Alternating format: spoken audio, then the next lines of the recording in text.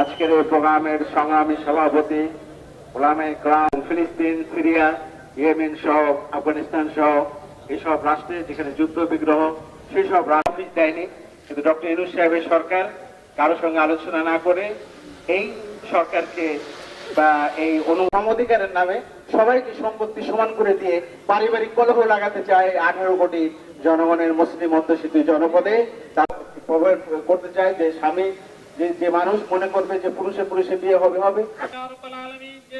জাতিসংঘ মানবাধিকার অফিস করার বিরুদ্ধে আল্লাহ আপনি আমাদের এই আশাকে পূর্ণ করে দিন। ইয়া আরহামার রাহিমিন ইয়া রাব্বাল ইয়া আরহামার রাহিমিন ইয়া রাব্বাল আলামিন।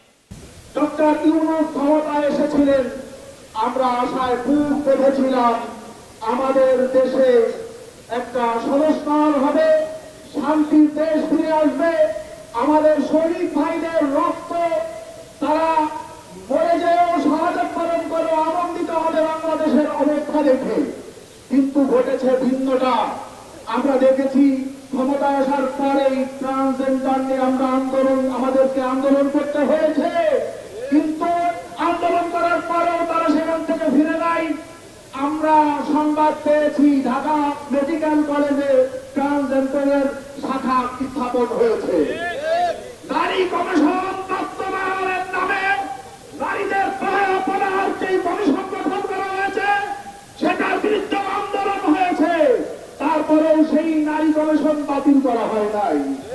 এখন মানবাধিকার অফিসের নামে আপনার যেই সকল বেহায়াপনার সার্টিফিকেট এখান থেকে দিতে চাচ্ছেন, বাংলাদেশের দুর্নীতি জনতা পশ্চিমা এজেন্ডায় বাংলাদেশে বাস্তবায়ন হতে দেবে না, দেবে না, দেবে না। একটি স্বাধীন দেশে তারা ইচ্ছা মতো কার্যক্রম করে যাবে, তাদেরকে আইনের আওতায় আনা যাবে না। দায় মুক্তি দিয়ে তাদেরকে কার্যক্রম দেওয়ার সুযোগ দেওয়ার অর্থ হলো এই অফিস, এই লেবে, এই মানবাধিকারের অফিসের এই আন্ডারে, এর অধীনে তারা অন্য কিছু করতে চায়।